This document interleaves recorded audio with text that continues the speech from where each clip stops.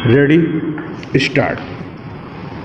महोदय, इस समय भारतवर्ष के सामने बहुत प्रकार की जटिल समस्याएं हैं और यह ऐसा समय है जब सबसे यह अपेक्षा की जाती है कि आप सदा भारत की सुरक्षा और उसकी उन्नति के लिए कटिबद्ध होंगे।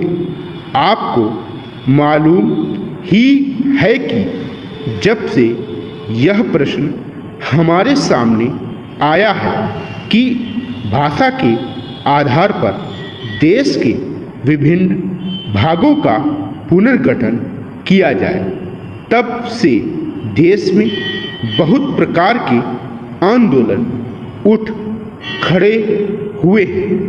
सरकार ने जनता की इच्छा और मांग को देखते हुए उसके लिए एक विशेष आयोग नियुक्त किया और यह आशा की जाती थी कि उसकी जो कुछ भी सिफारिशें होंगी वे सबको मान्य होंगी और आपस के मतभेद के लिए कोई स्थान न होगा।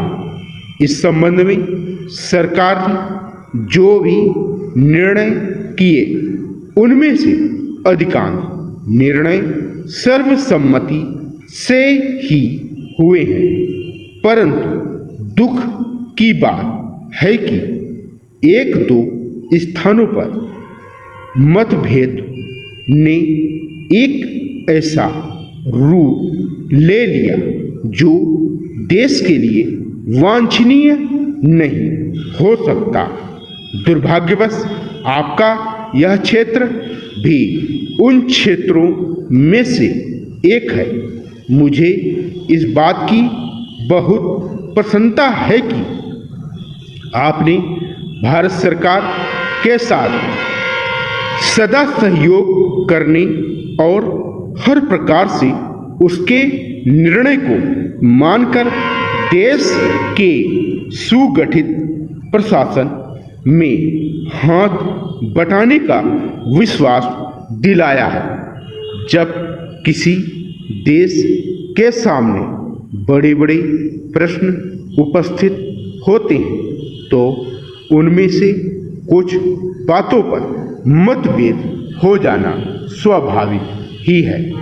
इस युग में जब हम सब काम जनता की सम्मति से करना चाहते हैं और हमारी सरकार भी जनता की बनाई हुई है, तब यदि कहीं मतभेद हो जाए तो उसमें उतावलापन करने की कोई गुंजाइश नहीं रहती, क्योंकि विरोध प्रदर्शन करने के लिए आपके पास पर्याप्त समय है।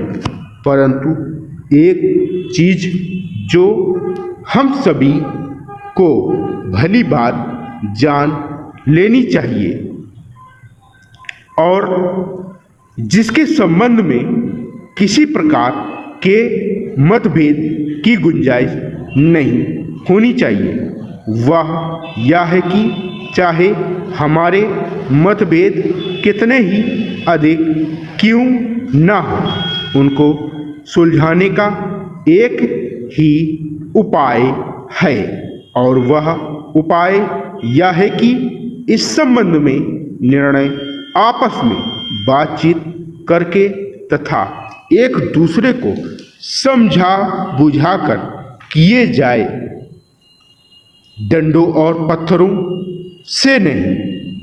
हमने अंग्रेजों के विरुद्ध भी, जिन्होंने इस देश को 200 वर्षों तक अपने अधीन रखा, डंडे और पत्थर उतना गलत और नहीं समझा और नहीं उठाया।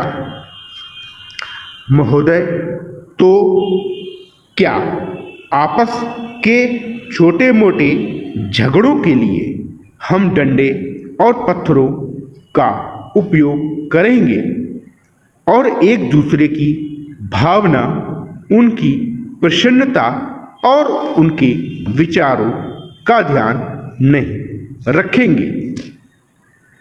मैं जानता हूं कि जिस समय इस योजना के विषय में विचार हो रहा था और रुपए पैसे की कमी के कारण कुछ लोगों को इस बात का संदेह था कि इसको किया जाए या नहीं, उस समय राजस्थान और मध्य भारत ने करोड़ों रुपए जमा करके अपना उत्साह प्रदर्शित किया।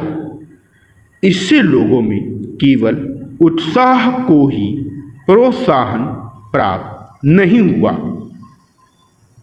बल्कि उनमें सहयोग की भावना का भी विकास हुआ, क्योंकि इतना बड़ा काम यदि ऐसी भावना पर नहीं तो और किस भरोसे पर हाथ में लिया जा सकता था।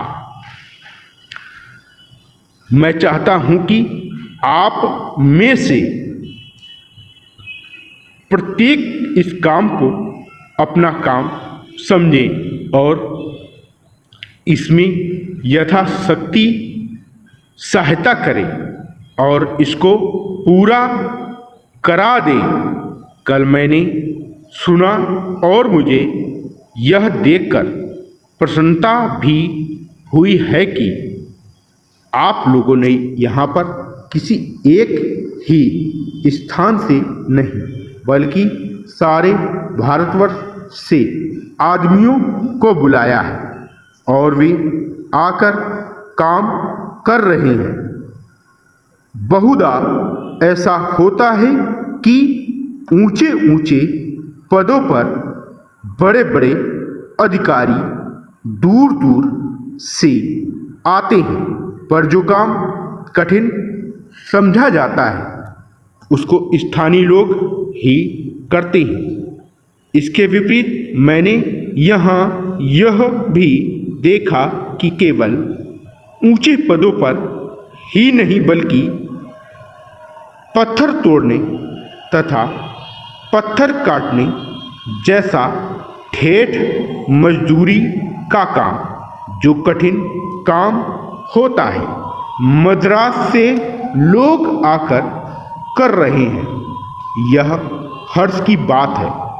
वे तो मजदूरी के लिए ही आए हैं, परंतु इतनी दूर से आने जाने में उनको सारे देश का ज्ञान हो जाएगा और जितने दिन वे यहाँ रहेंगे उनका यहाँ के लोगों से प्रेम और संपर्क पैदा हो जाएगा, जो सारे देश के लिए अत्यंत आवश्यक है। यह देश इतना बड़ा है और इसके निवासी इतने अधिक हैं कि जब तक सब राज्यों के लोगों का परस्पर थोड़ा बहुत परिचय कराने का विशेष प्रयत्न नहीं किया जाएगा, तब तक सबका सहयोग नहीं मिल सकता। हमारे पूर्वजों ने इस सारे देश को सदा ही एक माना और इसीलिए जब शंकराचार्य जी ने दिग्विजय की तो उन्होंने हिंदुस्तान के चारों कोनों में 4 मठ स्थापित किए। प्रत्येक स्त्री पुरुष के लिए चारों मठों का दर्शन करने का महात्म्य है। विराम।